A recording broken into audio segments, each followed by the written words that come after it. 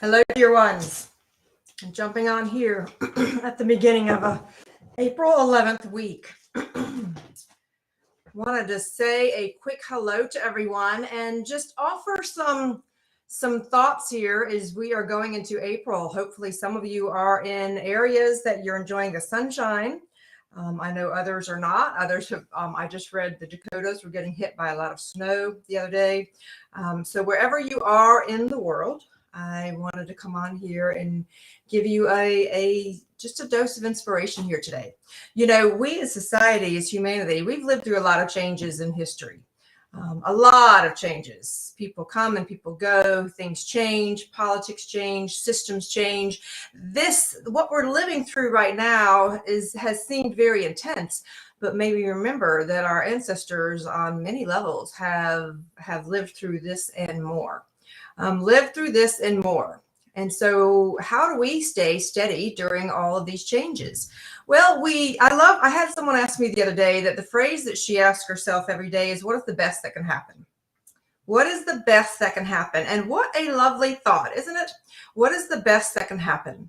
And so she focuses on that instead of that old phrase that so many of us focus on, is what is the worst that can happen, right? I love the way she said that. What is the best that can happen? And that takes some rewiring of the brain. What is the best that can happen? And I wanted to offer that here today and say, all right, what if we took that phrase, what is the best that can happen? You know, I'm a big believer in always staying prepared. And that's part of why I wanted to come on here today.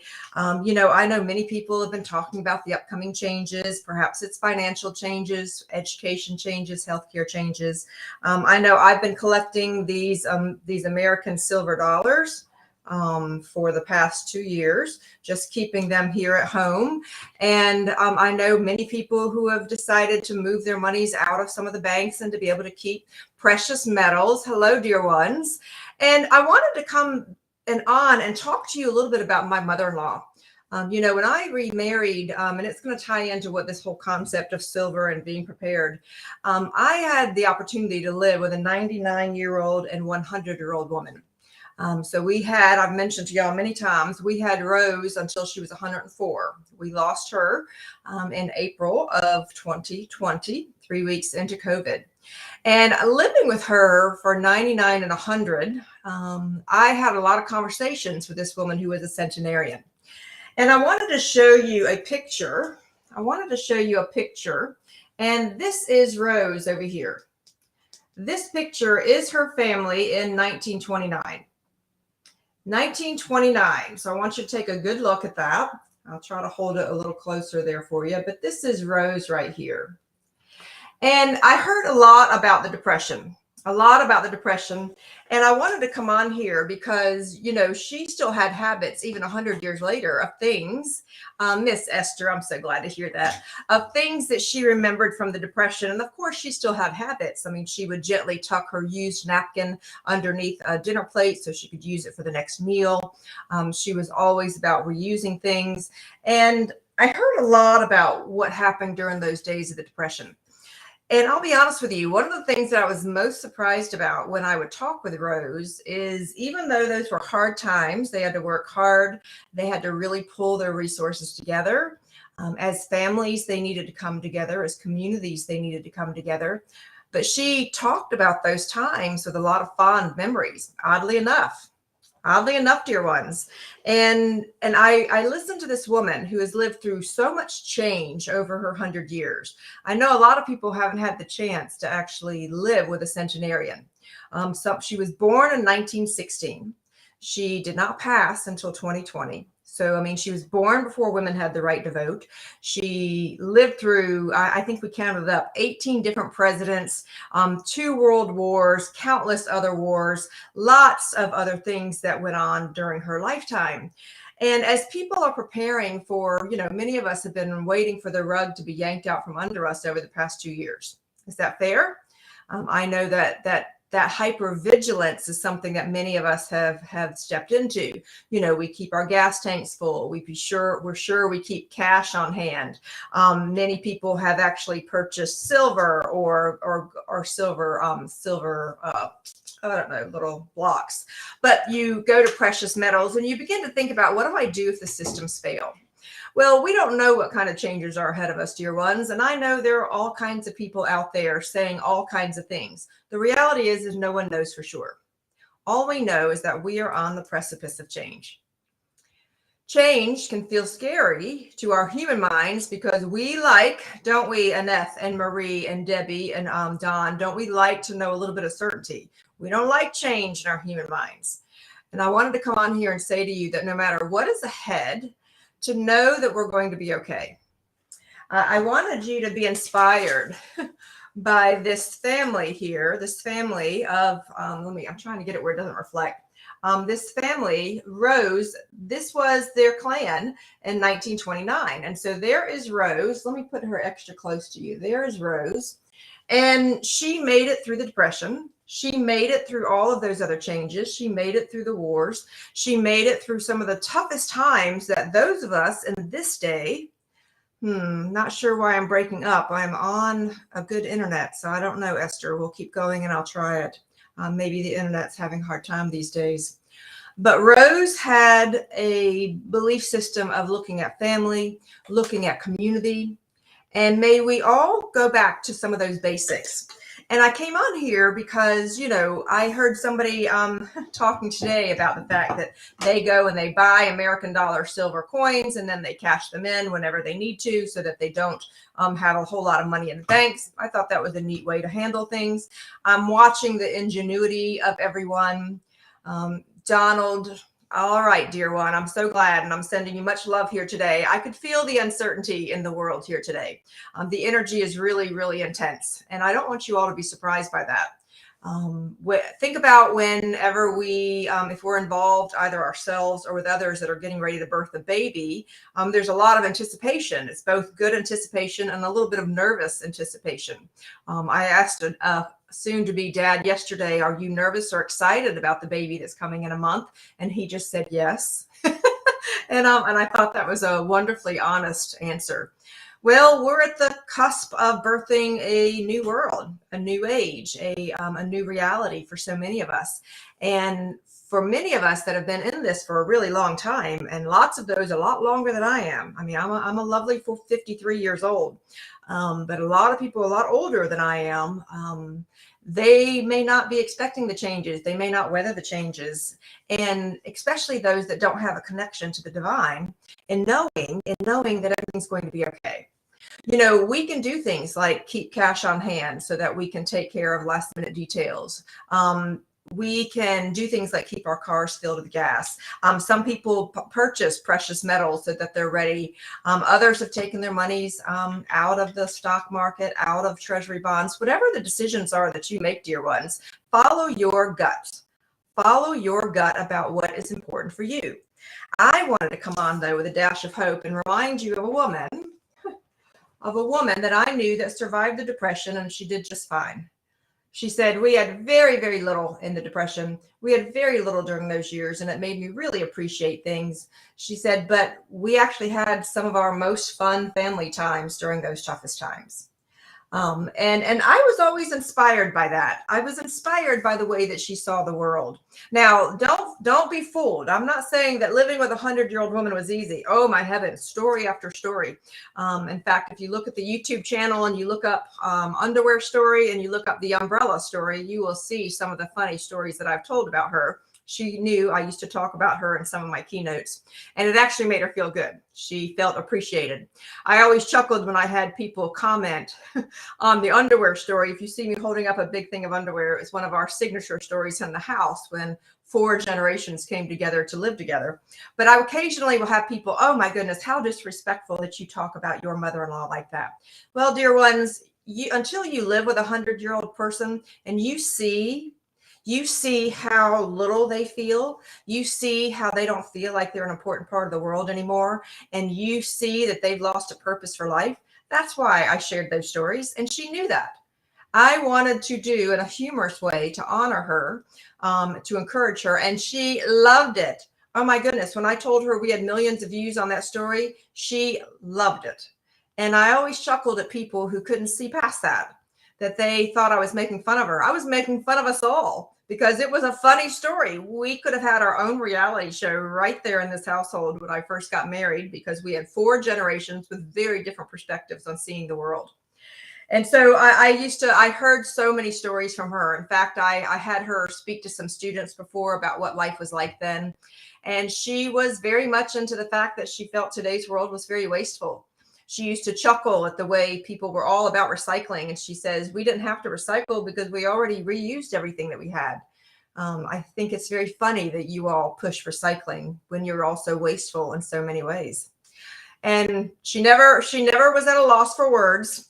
In fact, this was a woman who, as frustrating as she might have been at times, because she gave me a hard time, she was none too happy that her son, her only son, St. Peter, was marrying again, and would have rather us waited until after she passed, but he would have been a much older man in that respect. But so she was not easy, but I learned a lot from her. I learned a lot from this 100-year-old Italian mother-in-law of mine named Rose. I learned that you can survive anything, no matter what change it is. I learned that you can have hope. I learned that you can make the best out of tough circumstances. And I learned that there was love in the midst of it all. They are, aren't they funny? Oh my goodness, I'm glad you've seen them. I learned that love was the most important essence in the middle of it all. And so no matter what changes that we have facing ahead, we're all learning about how to live in this now moment, right? How do we live in this now moment? I've been really, really focusing on that. And I want to encourage you. How does it that we release the past and that we don't necessarily anticipate or become consumed by the future because we don't like that kind of uncertainty? How do we live in this now moment? In this now moment, I am okay. In this now moment, I am safe. In this now moment, I understand that I am my divine self and a physical embodiment.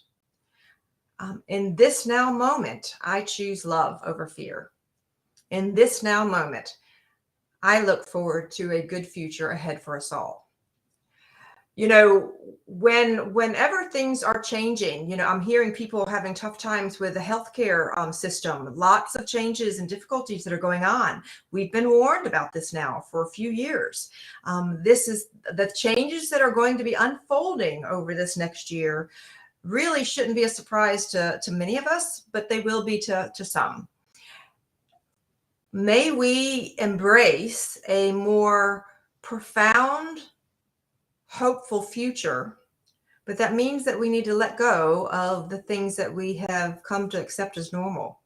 We've come to accept as normal. I want you to think about the things that we have been trained to accept as normal. We think it's normal to have homeless. We think it's normal to have war. We think it's normal for people to die alone. We think it's normal for there to be the healthcare system to be so outrageous that we can't get care for some of our children. We think things are normal that are so distorted and so twisted, dear ones, that may we begin to release all that we thought was normal and step back and begin to see the distortions for what they really are. Now, that means that you and I, who have one foot in the past and one foot in the future, we are straddling this now moment. We're straddling this now moment. And we're going to be prepared as we can. And many, many of us are going to be here to help talk and coach us through the changes, assuming that we have the electronics to be able to connect. But many of us have also been preparing everyone for, in case the fact that we don't have electronics to connect, that we don't freak. In Rose's day, dear ones, they never had the internet.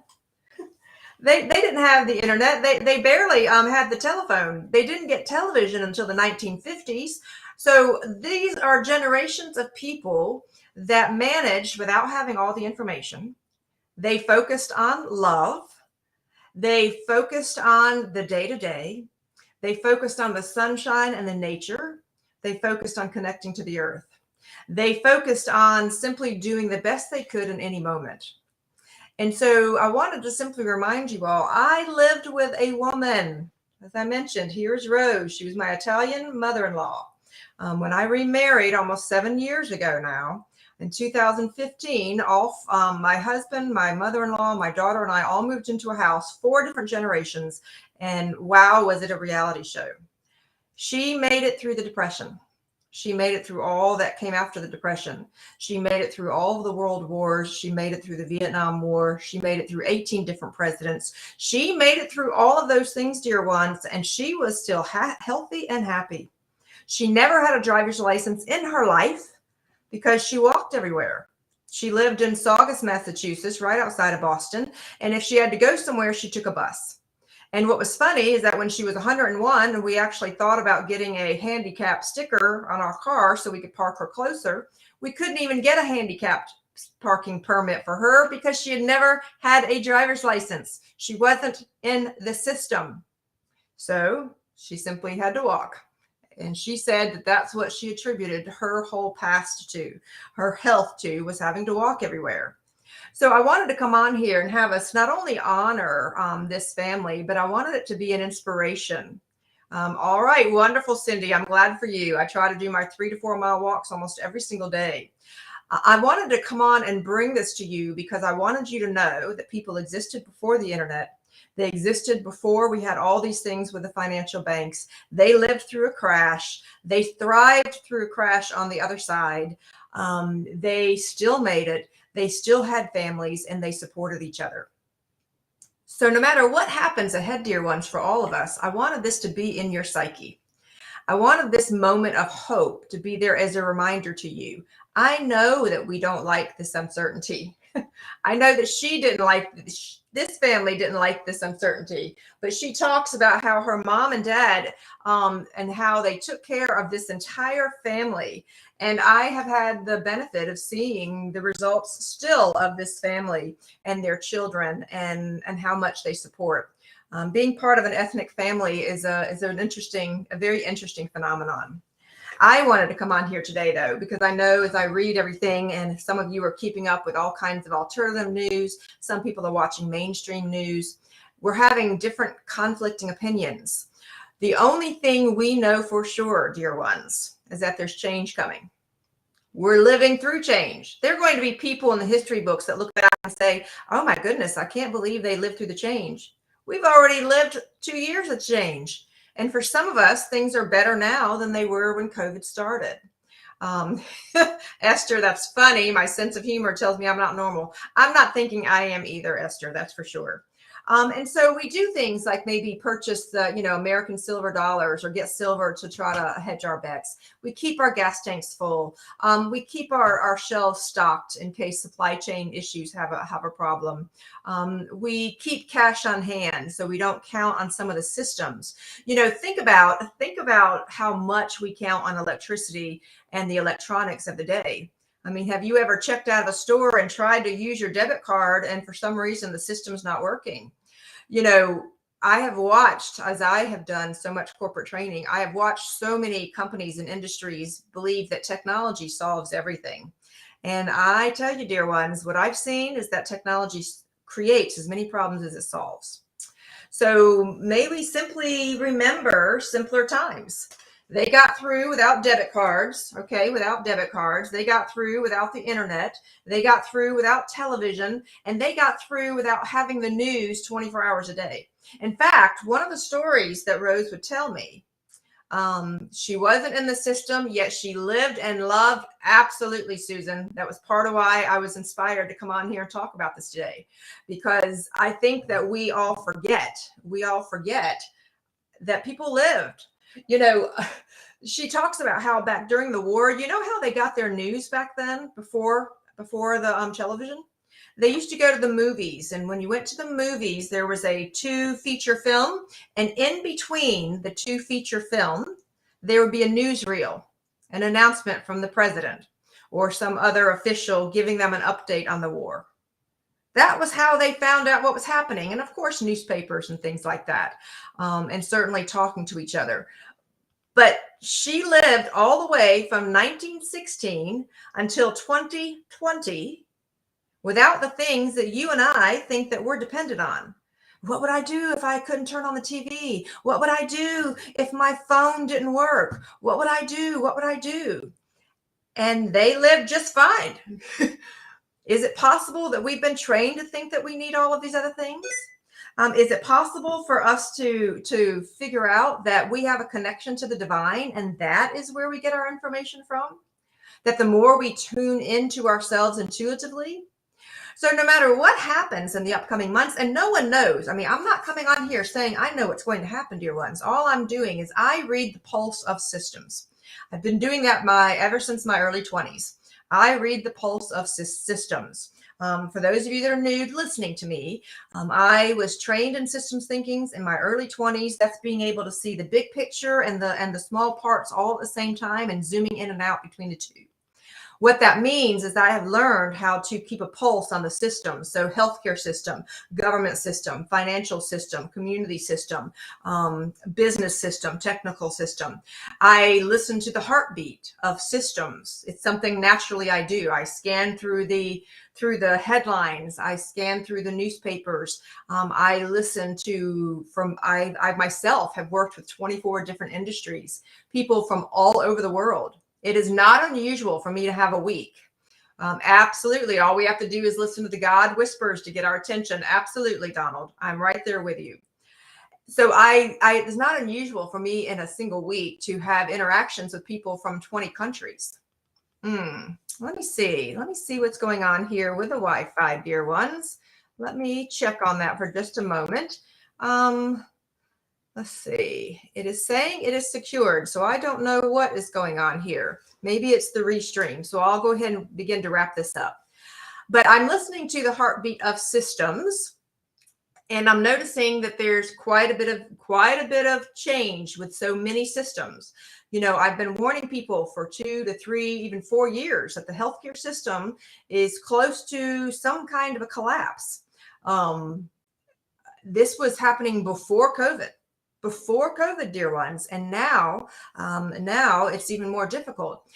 I've been sharing for the past 2 years to go ahead and work on your health, to start taking care of yourself. Don't count on, thank you, dear ones, don't count on a lot of systems that we have taken for granted to necessarily be available.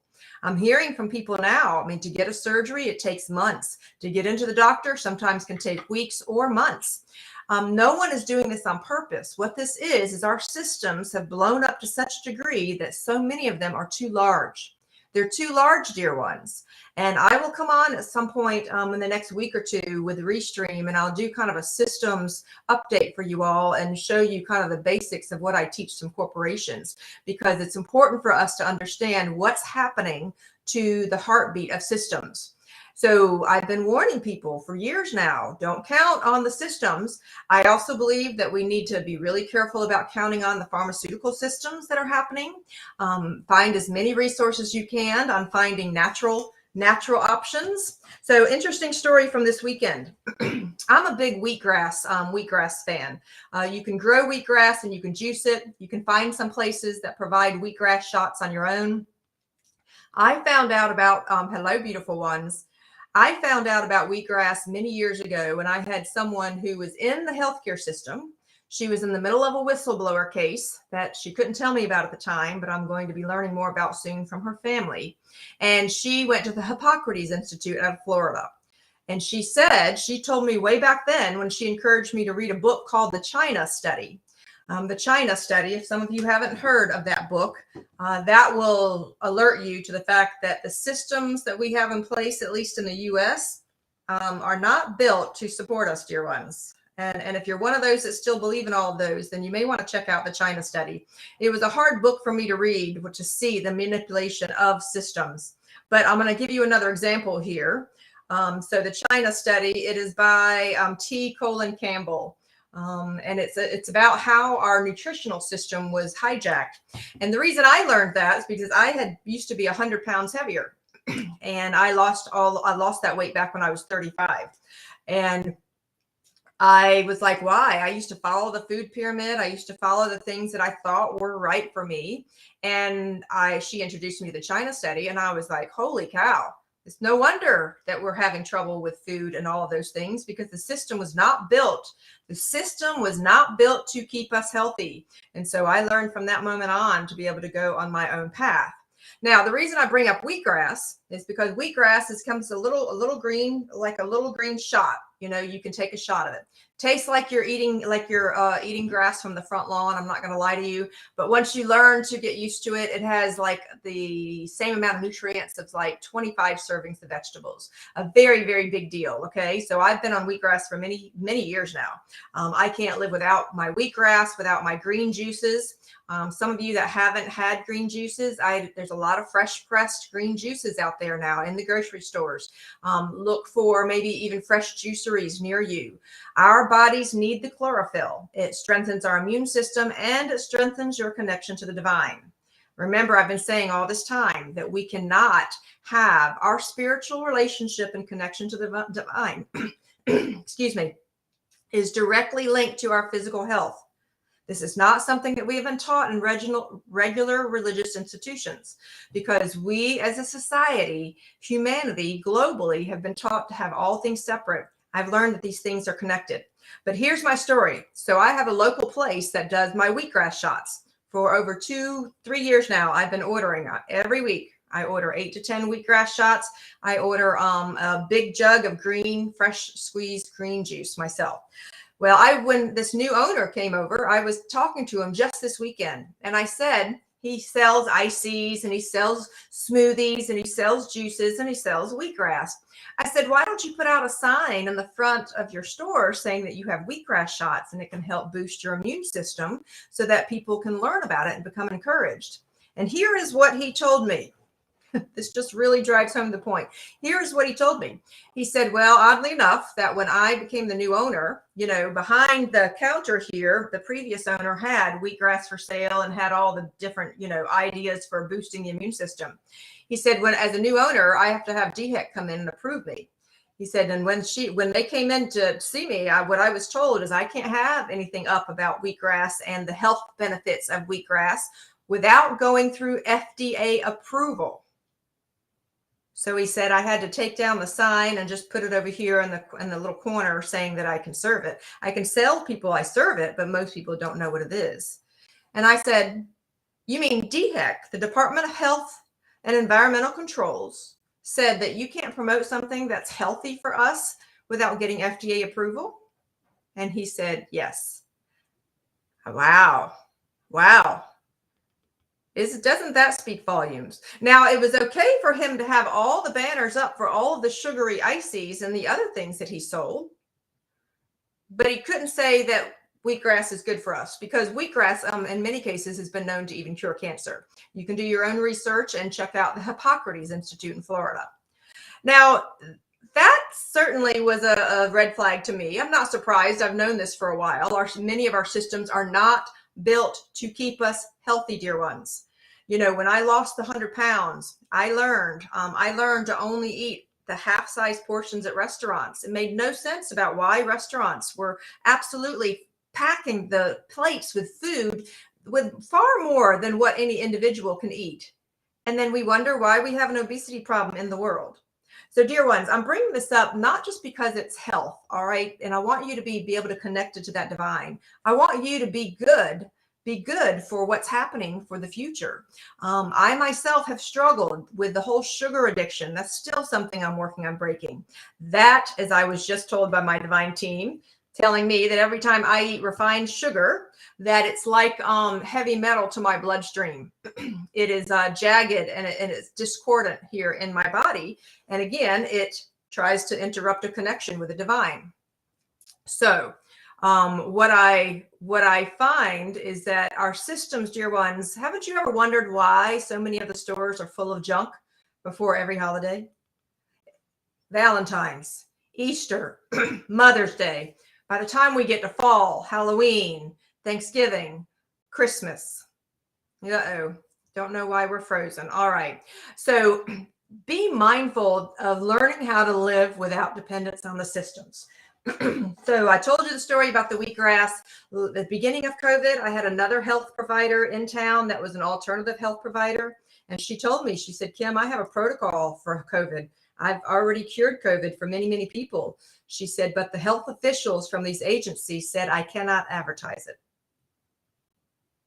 I cannot advertise that I have a health protocol. She would do vitamin C, intravenous, a lot of other things like that. And she said, I'm not allowed to advertise it.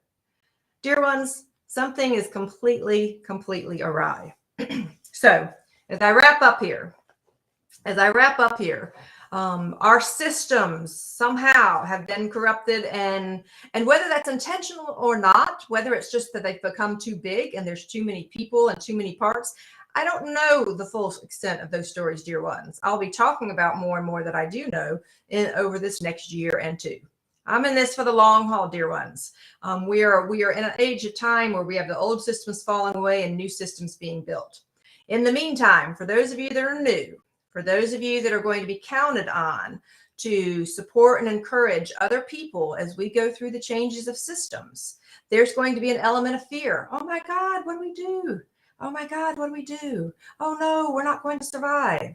And I want you to tell them, I was listening to this crazy woman from South Carolina the other day, and she was talking about her 100-year-old mother-in-law that was born in 1916, and how her family, by Miss Rita, how her family made it through the Depression, made it through all the changes, made it through all the 18 presidents. They didn't have news every day. They didn't have internet. They didn't have social media, and that family thrived just fine. So that, my dear friends, that is why I am on here today, giving you this message so you can share this story. I have a firm belief that whoever runs across these videos are meant to receive something from it. So know that I am sending you much love, much positive energy, and much hope, dear ones. Do know that hope for me is an acronym, HOPE, harness our power every day. We are not powerless, dear ones. We have everything we need to make it through these times. So sending you much love, much light, much hope. Until next time.